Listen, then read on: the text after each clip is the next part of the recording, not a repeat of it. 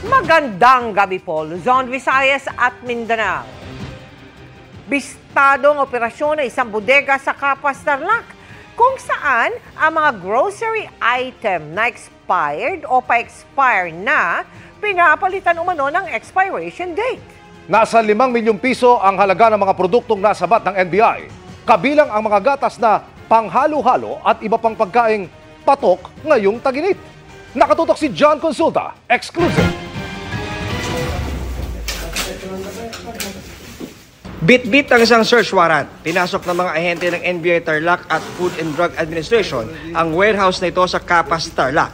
Tumambad sa raiding team ang kahong-kahong grocery items tulad ng gatas, noodles, chocolate at kape. Lahat kung hindi malapit ng mag-expire ay noon pang 2024 expired na. Meron kaming natatanggap na informasyon na merong labeling ng expired products. Sa tingin namin, itong mga gatas na ito, ginagamit ito sa mga halo-halo. Kaya mag-ingat po tayo lahat. Inabutan din ng mga operatiba ang mga lata ng thinner na ginagamit sa pagtanggal ng mga expired labels at mga pangtatak para lagyan ng bagong expiration date. Patok pa naman ngayong tag-init ang ilan sa mga nakumpiskang produkto, lalo sa mga bata. Delikado po ito. Kasi since expired ng mga products dito, base po sa utos ni Director, lalo ngayong summer, marami mga outing, ingatan po natin ang mga consuming public. Sa taya ng NBI, nagkakaalaga ng humigit kumulang 5 milyong piso ang mga nakumpiska na bagsak presyo kung ibenta online o sa mga sari-sari store.